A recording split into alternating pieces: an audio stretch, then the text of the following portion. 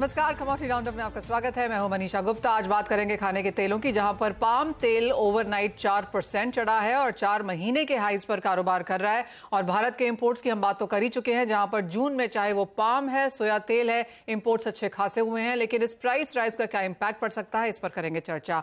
साथ ही बात करेंगे चावल के एक्सपोर्ट बैन की भी, इसका क्या इंपैक्ट रह सकता है। आपको याद दिला दें कि ग्लोबल ट्रेड का 40% हिस्सा चावल का भारत से आता है और भारत करीब करीब 100 कंट्रीज को चावल एक्सपोर्ट करता है। अंतर्राष्ट्रीय बाजारों की अगर बात करें तो पिछले 2 हफ्ते में 6.5% की तेजी ऑलरेडी चावल के भावों में दर्ज हो चुकी है। और जहां तक भारतीय बाजारों की बात है, इस साल अब तक 15% का इजाफा हम चावल के प्राइसेस में देख चुके हैं और इसीलिए सरकार की तरफ से ये बैन भी आया है। इसका क्या इंपैक्ट होगा, इस पर भी करेंगे बात। साथ ही बात करेंगे डॉलर की, जो अब 100 के ऊपर फिर से आया है और उसका दबाव हमने सोने चांदी पर बनता हुआ देखा है।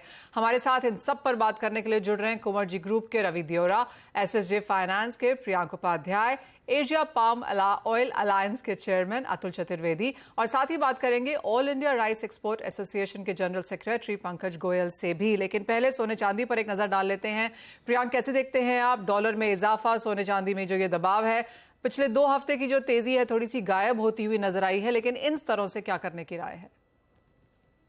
देखिए, जिस आपने करेक्टली पॉइंट आउट किया, जो हमने डॉलर इंडेक्स में एक रैली बनती हुई देखी है, फिर से अभी 100 के ऊपर प्राइसेस आए हैं। मुझे लगता है कि जो रीसेंट लोज है वो एक इम्पोर्टेंट पिवट का काम करेंगे। 99 हाफ एक क्रूशियल सपोर्ट रहेगा डॉलर इंडेक्स में गोइंग फॉरवर्ड।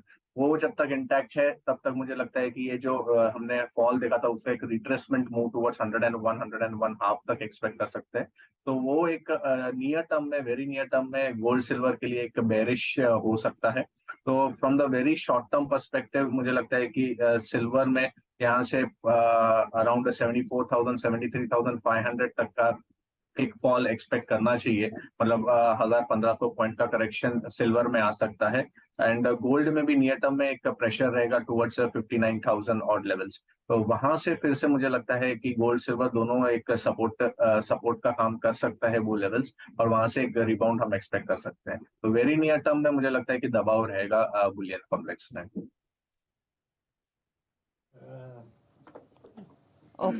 ओके, तो चलिए, ट्रिगर्स की तो बात हुई है गोल्ड सिल्वर पर, लेकिन स्ट्रैटेजीज भी आपको बताई गई हैं। क्विकली रवि से भी एक कमेंट ले लेते हैं कि उनका ट्रेड कन्विक्शन क्या है गोल्ड सिल्वर में से। बताइए रवि, ट्रिगर्स की तो बात हुई, बट अगर प्राइस वाइज व्यू लेना हो तो आपके क्या सजेशंस? डेफिनेटली ट्रिगर जो आगे चर्चा में पर्टिकुलर मार्केट अभी जो डिस्काउंटिंग फैक्टर है वो उसके लिए प्रिपेयर हो रहा है। पर्टिकुलर नेक्स्ट वीक जो फेड की पॉलिसी है उसके पहले डॉलर इंडेक्स ने कल उछाल देखने को मिला था। साथ में यूएस के ट्रेजरी में भी ट्रेजरी यील्ड में भी काफी अच्छा उछाल था और इस हिसाब से ओवरनाइट अच्छा प्रेशर हमने बुलियन में आता हुआ दिखा था। बट मुझे लग रहा है कि ये जो मोमेंटम है वो शायद अभी भी फेड मिड तक थोड़ा कॉशियस है। दोनों साइड की वोलेटिलिटी रहेगी, सिंगल वे फॉल मेरा एक्सपेक्टेशंस नहीं है, एक वोलेटिलिटी जरूर से रह सकती है। बट मुझे लग रहा है कि फेड मीटिंग के बाद आपको एक अच्छा उछाल दोनों कमोडिटी गोल्ड एंड सिल्वर में आता हुआ दिखेगा। तो अगर नियर टर्म व्यू है 1 से 2 ट्रेडिंग सेशन का, आप उछाल पे पर्टिकुलर गोल्ड को बेच सकते हैं। अदरवाइज मुझे लग रहा है कि अगर लंबा व्यू है तो फेड मीट का वेट करें। एंड मीटिंग के बाद मुझे लग रहा है कि फिर से रिकॉर्ड लेवल पे सिल्वर एज वेल एज 60,800 60,500 तक गोल्ड जा सकता है। इंट्राडे पर्सपेक्टिव से गोल्ड में कुछ व्यापार करना है तो मुझे लग रहा है कि 59,620 59,640 के करीब एक बार इंट्राडे के लिए बेच के चले। स्टॉप लॉस लगाए 59,820 का और डाउन साइड 59,200 तक के लेवल की मैं उम्मीद कर रहा हूँ।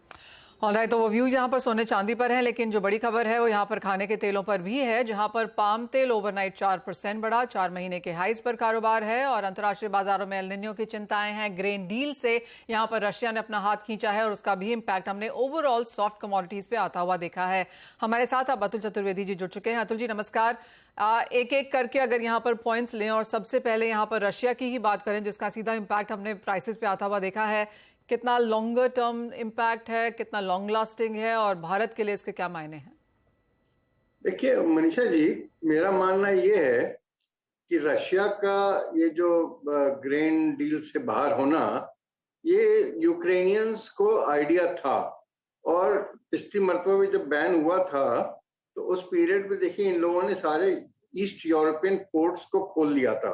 तो सनफ्लावर की इनिशियली तो तकलीफें आई थी सप्लाई चेन की, but subsequently things became smooth. तो मेरा ये मानना है कि इस बार जो सनफ्लावर का इम्पैक्ट है वो बहुत ज्यादा नहीं होगा, और अभी 3-3.25 लाख टन हिंदुस्तान में आ रहा है। ज्यादा से ज्यादा उसका असर हुआ भी ना तो 50,000 टन के ऊपर असर होगा, पर सप्लाई चेन में मैं नहीं समझता कोई प्रॉब्लम होगी, क्योंकि लोग बाग सब तजुर्बे वाले हो गए हैं, यूक्रेनियंस भी। तो वो ईस्ट यूरोपियन पोर्ट से, रोमानिया के पोर्ट से, इधर उधर से सब तेल आता रहेगा, और इस बार क्रॉप भी वहां पे कोई खराब नहीं है, अच्छी क्रॉप है। तो सप्लाई चेन में मैं नहीं समझता सनफ्लावर में कोई तकलीफ आने वाली है। ओके, तो फिर अगर हम बाकी तेलों की भी बात करें अतुल जी, अगर हम पाम ऑयल की बात करें तो यहाँ पे जिस तरीके का प्राइस रिएक्शन रहा है, अब अटकलें तो काफी सारी हैं कि आगे प्रोडक्शन कम रहेगा मलेशिया इंडोनेशिया में, जिसके कारण प्राइसेस बढ़ रहे हैं। सिर्फ एक यही ट्रिगर है या और भी फैक्टर्स है जिसकी वजह से प्राइसेस ऊपर रहे हैं? और अगर हम इंडियन मार्केट्स की भी बात करें और जून के आंकड़े देखें तो आरबीडी पैमेलिन के इम्पोर्ट्स में एक काफी तेजी हमने दर्ज की थी, तो किस तरीके के ट्रेंड्स फिर यहाँ से रहेंगे? पाम जो है ना, ये मार्केट मेकर नहीं है, मार्केट टेकर है। और जो दूसरे तेल है जैसे सोयाबीन हुआ या सनफ्लावर है, अगर वो तेल थोड़े मजबूत होते हैं तो उसका इफेक्ट पाम पे भी आता है। और पाम की जो हिंदुस्तान के अंदर खपत है वो मिनिमम 100 से $150 डिफरेंशियल पे होती है, और इस पीरियड में डिफरेंशियल घट गया था, इसलिए पाम का इंपोर्ट काफी स्ट्रांग हो गया।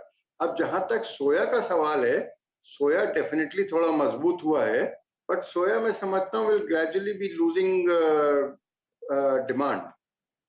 और ये जुलाई महीने के अंदर अगर आप इंपोर्ट की बात करें ना, हिंदुस्तान में इतना जबरदस्त इंपोर्ट होने वाला है। हम लोगों की जो रफ आंकड़े बैठ रहे हैं वो 8 से 8.5 लाख टन पाम का इंपोर्ट होगा, 5-1 लाख टन का ऑलमोस्ट सोया का, और 3-3.25 लाख टन सनफ्लावर का। ये जुलाई मंथ में आना चाहिए। तो इंटरनेशनली बाजार जो हैं वो गर्म होने से एटलीस्ट हिंदुस्तान में जो इतना ज्यादा तेल का भरावा होने वाला है उसको एक निकास मिल जाएगा और वो ऑफलोड हो जाएगा। और जहां तक अपने ये क्या नाम फेस्टिवल मंथ्स का सवाल है, उस पीरियड में मैं नहीं समझता कि कोई सप्लाई चेन में डिस्टर्बेंस होने वाला है। और हिंदुस्तान और जो इंडियंस जो हैं इस लेवल पे बाजारों को बहुत ज्यादा चेस नहीं कर रहे हैं। उनको ये भी मालूम है कि ये शॉर्ट टर्म भी हो सकता है और वापस बाजार नॉर्मलाइज हो जाए। और जहां तक एल नीनो का सवाल है, मेरा तो ये मानना है contrary to what many people say कि El Nino is not an Indian focused event. Hindustan में अगर एल नीनो होता तो इस समय सब जगह सूखा पड़ रहा होता और हम लोग पानी में इस समय डोल रहे हैं। इस समय बॉम्बे में देखिए क्या जबरदस्त पानी आ रहा है, कर्नाटका जहाँ थोड़ा शॉर्टफॉल था वहां भी सब बराबर हो गया है। तो I don't think El Nino is an event affecting India. May be palm को शायद इफेक्ट करे या नहीं करे, ये ओनली वक्त बताएगा। But some commentators are now saying that El Nino may not be an event. जी हाँ, आईएमडी की तरफ से भी वही अटकलें लगाई जा रही हैं कि अगर एल नीनो आया भी तो अगस्त एंड सितंबर तक आता हुआ नजर आएगा। एज ऑफ नाउ तो दूर दूर तक इसकी कोई छवि भी नहीं है। तो अतुल जी, आपने सारे फंडामेंटल्स तो यहाँ पर ऑलरेडी डिस्कस किए ही, और आपने ये भी बताया कि जुलाई के इंपोर्ट्स काफी स्ट्रॉन्ग यहाँ पर रह सकते हैं। इन सब के चलते इंटरनेशनल प्राइसेस जो हैं और जो इंडियन मार्केट्स हैं, किस तरह की डाइवर्जेंस यहाँ बन सकती है, और इंडियन मार्केट्स में अब खाने के तेलों के प्राइस के लिहाज से क्या एक्सपेक्ट करना चाहिए? मैं नहीं समझता कि इंडियन प्राइसेस बहुत ज्यादा कोई भागेंगे। अब आज की तारीख में बेंचमार्क नंबर हो गया 90 रुपए, गिव और टेक 5 रुपए ऊपर या 5 रुपए नीचे, इसकी रेंज में बाजार में समझता हूँ घूमते रहने चाहिए।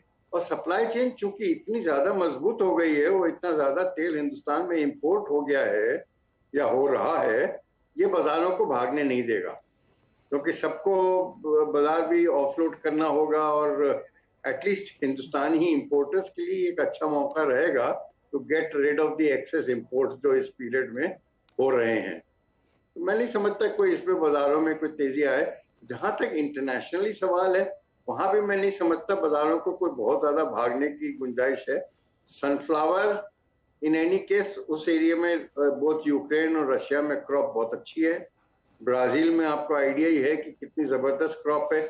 अमेरिका को हम नहीं गिनते हैं क्योंकि अमेरिका में वहां थोड़ा बायोडीजल से रिलेटेड केस ज्यादा है, पर हिंदुस्तान की सप्लाई चेन में कोई तकलीफ नहीं आने वाली है और बाजारों को भागने की बहुत ज्यादा गुंजाइश कम दिखाई देती है। तो गवर्नमेंट चलिए एक चीज तो क्लियर है अतुल जी की बातों से कि तो अतुल जी फिर ये मान के चलें कि इस त्योहारी सीजन तेल तो महंगा होने वाला नहीं है, इन्हीं भाव के आसपास रहेगा, क्योंकि सबकी नजरें इसी पर होती हैं कि अब फेस्टिव सीजन की शुरुआत हो जाएगी, खपत ज्यादा होगी। तो जैसे आप कह रहे हैं सप्लाई की तो कोई दिक्कत नहीं दिख रही है।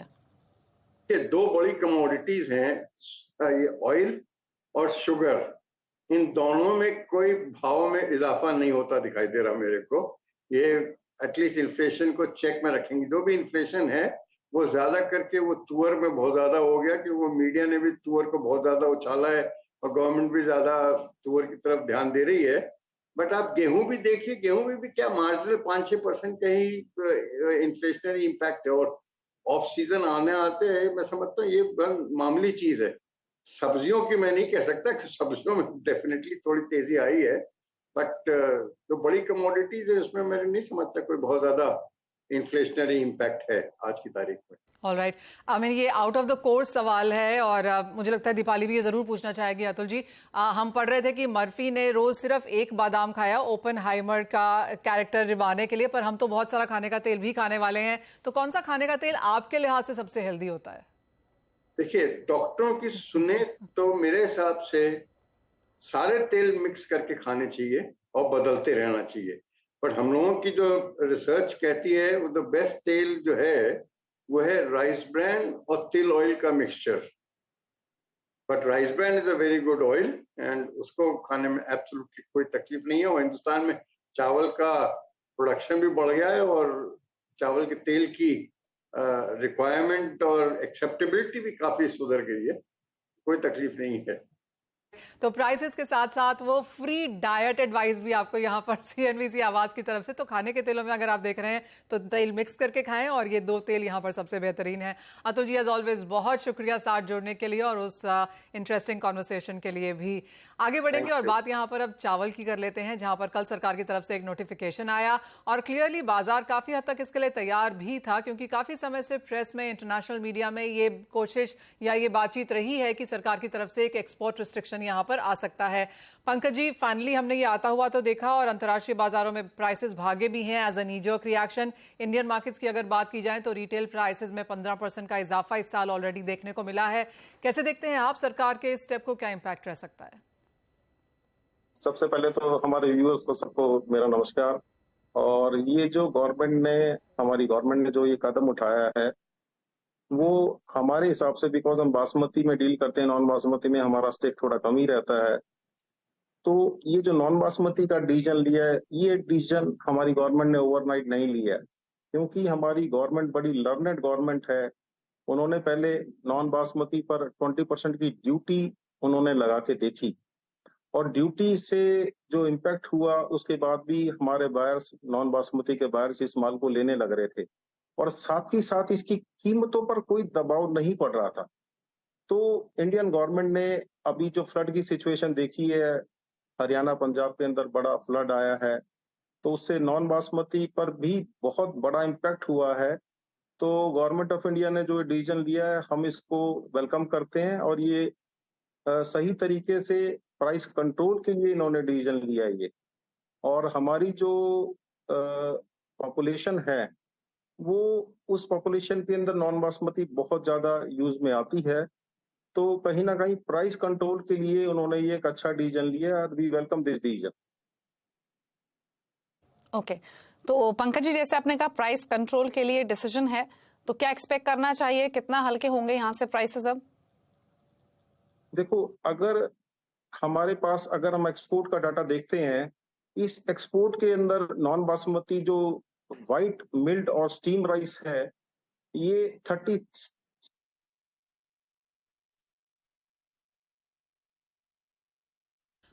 ऑलराइट, पंकज जी से यहाँ पर ऑडियो फिल्म उनका करेक्ट करने की कोशिश करते हैं, लेकिन जैसे बात की जा रही है कि इंडिया एक्सपोर्ट्स यहाँ पर काफ़ी स्ट्रांग हैं। वर्ल्ड का 40% जो राइस ट्रेड है वो भारत उसका हिस्सेदार है। यहाँ पर 100 कंट्रीज़ को हम एक्सपोर्ट करते हैं, लेकिन पंकज जी जैसे कह रहे थे कि बासमती का एक्सपोर्ट यहाँ पर ज़्यादा होता है, और एज ऑफ नॉन बासमती पे यहाँ पर रिस्ट्रिक्शंस बनती हुई हमने देखी हैं। इंपॉर्टेंट ये है कि प्राइस रिएक्शन यहाँ पर काफ़ी स्ट्रांग रहा। अगर पिछले 2 हफ्ते की बात की जाए तो अंतर्राष्ट्रीय बाजारों में 6.5% का इजाफा यहाँ पर देखने को मिल चुका है। पंकज जी ये भी बता रहे थे कि एक ओवरनाइट ओवरनाइट डिसीजन नहीं है, ये इन कॉन्वर्सेशंस था और इसलिए बाजार बहुत ज्यादा अचंभित या एक नीजोक रिएक्शन इस वजह से आता हुआ नजर नहीं आएगा। हमने ऑलरेडी चीनी में, गेहूं में सरकार की तरफ से रिस्ट्रिक्टिव मेजर्स आते हुए देखे हैं। चावल ने से यहां पर फॉलो किया है, टमाटर पे सरकार ऑलरेडी रिजर्व्स ले रही है, तुअर पे भी यहां पर स्टेप्स उठाए गए हैं। तो काफी हद तक इन्फ्लेशन को इन कंट्रोल करने के लिए सरकार की तरफ से ये जो मेजर्स हैं ये एक्सपेक्टेड आगे जाकर भी हैं। एक ब्रेक के लिए रुकते हैं, जब लौटेंगे तो बात करेंगे बाकी कमोडिटीज की, लेकर आएंगे आपके लिए स्ट्रैटेजीज भी। आप दे रहे कमोडिटी राउंडर प्रियंक उपाध्याय और रवि दियोरा हमारे साथ मौजूद हैं। फोकस करते हैं स्ट्रैटेजीज पर, बात करेंगे बेस मेटल्स की, जहां पर इंटरनेशनल मार्केट्स में भी हमने बेस मेटल्स में थोड़ा सा बाइंग एक्शन आते हुए देखा है चाइना के डेवलपमेंट के बाद, जहां पर कुछ इकोनॉमिक सेक्टर्स को बूस्ट देने के लिए कुछ मेजर्स अनाउंस किए गए हैं। घरेलू बाजार में भी पॉजिटिव बात के साथ ट्रेडिंग फिलहाल होते हुए। प्रियंक, क्या व्यू है आपका बेस मेटल्स पर एज अ पैक और क्या trading strategy? Overall short to medium term perspective से मुझे लगता है कि bottom on the lower side बन चुके हैं और यहाँ से हम एक मीडियम टर्म रैली एक्सपेक्ट कर सकते हैं। अगर मैं कॉपर की ही बात करूं तो अराउंड 760 770 ये short to medium term targets रहेंगे गोइंग फॉरवर्ड। जिस तरह से चाइना के एक्सपेक्टेशंस है कि इकोनॉमिक स्टिमुलस और भी आएंगे तो वो एक सपोर्टिव रहेगा बेस मेटल कॉम्प्लेक्स के लिए। और डॉलर इंडेक्स में भी हम देख रहे हैं कि मार्केट में एक उछाल आया है, बट ये मुझे लगता है कि ये उछाल टेम्पररी रहना चाहिए। मे बी 101 102 जाके फिर से एक डाउन टर्न डॉलर इंडेक्स में आएगा तो वो भी एक पॉजिटिव फैक्टर का काम करेगा बेस मेटल्स के लिए। तो ओवरऑल कॉपर में अगर हम देखें तो कॉपर में एक अच्छा खासा रैली ऑलमोस्ट 700 से 730 के आसपास तक हमने देख चुके हैं। अभी 733 के आसपास के रेट चल रहे हैं। यहाँ पे थोड़ा बहुत करेक्शन आता है, मे बी अराउंड 728 के आसपास, तो बाई किया जा सकता है। 718 के नीचे का एक स्टॉप लॉस रहेगा और फिर से 740 745 के शॉर्ट टर्म टारगेट्स रहेंगे। तो overall base metal as a pack मुझे थोड़ा लंबे अवधि के लिए बुलिश दिखता है। प्रियांक, क्रूड आप कैसे देखेंगे, क्योंकि 3 हफ्ते की तेजी के बाद इस हफ्ता कंसोलिडेशन वाला फेज रहा, 80 का लेवल हमने रेजिस्ट किया लगातार, यहाँ पर आने वाले वीक के लिए क्या रेंज है? Crude oil, right? या क्रूड ऑयल, क्रूड में भी हमने देखा है कि एक अच्छा rally from the lower levels आता हुआ दिखा है। अभी WTI 76 के आसपास ट्रेड्स कर रहे हैं, तो वेरी नियर टर्म मुझे लगता है कि जो रेंज बना रहेगा मार्केट्स में 77.5 से लेके 73.5, ये $4 का रेंज मुझे लगता है कि नेक्स्ट फ्यू डेज इसमें कंसोलिडेट करेगा। और ये कंसोलिडेशन के बाद एक्सपेक्टेशन यही है कि breakout would be on the higher side. घरेलू मार्केट्स में अगर मैं रेंज देखूं तो अराउंड 6350 के आसपास का एक स्टिफ रेजिस्टेंस है and on the lower side 6000 would act as a support. तो 6350 से लेकर 6000 ये नियर टर्म रेंज रह सकती है एंड गोइंग फॉरवर्ड ब्रेकआउट 6350 के ऊपर आने की संभावना दिखती है और वो हम एक बार होने के बाद 200 पॉइंट्स का रैली 6550 6600 तक एक्सपेक्ट कर सकते हैं। क्विकली रवि, आप ये कोई स्ट्रैटेजीज एग्री बास्केट से? एग्रीकल्चर काउंटीज में गुआर में लगातार तेज है। लास्ट टाइम हमने वेंसडे को मैंने शॉर्ट टर्म के लिए दोनों कमोडिटीज में बाय दिया था, काफी अच्छा रैली भी आया, बट मुझे लग रहा है कि गुआर कॉम्प्लेक्स यहाँ से और आगे बढ़ सकता है। जिस हिसाब से बारिश की पहले कमी रही और अभी आ रही है, तो अभी वो मींस के अभी सोइंग को काफी हट कर रहे हैं, तो मुझे लग रहा है कि अभी वहां पे रिकवरी की एक्सपेक्टेशंस मुझे काफी कम दिख रहे हैं। तो जो अभी लेवल है 85-90% वही बना रहेगा। तो मेरे हिसाब से गुआर गम एंड गुआर सीड दोनों कमोडिटीज में आज एक अच्छा उछाल है। थोड़े डीप पे बाई की एडवाइस रहेगी। अगस्त कॉन्ट्रैक्ट में 5900 पे गुआर सीड बाई करें, स्टॉप लॉस लगा सकते हैं 520 एंड अपर साइड मेरा मानना है कि 6100 तक के लेवल आपको 1 से 2 ट्रेडिंग सेशन में आते हुए दिख सकते हैं। वहीं गुआर गम ने 12000 का लेवल ब्रेक किया है, 12,300 के करीब प्राइसेस आ चुके हैं। 12,200 पे बाय करें with stop loss of 12,000, upper side 12,720 तक के लेवल की मैं गुआर गम में उम्मीद कर रहा हूं। तो ये दोनों कमोडिटी गुआर सीड एंड गुआर गम में बाइंग की रिकमेंडेशन रहेगी। ओके, चलिए, तो ये रही आपके लिए स्ट्रैटेजीज। शुक्रिया रवि और प्रियंक, आप दोनों का ही आने के लिए शो में। रुकने एक ब्रेक के लिए मुझे और मनीषा जी को दीजिए इजाजत। ब्रेक के उस बार आप देखिए वादा मार्केट का पूरा एक्शन फ्यूचर एक्सप्रेस में। नमस्कार।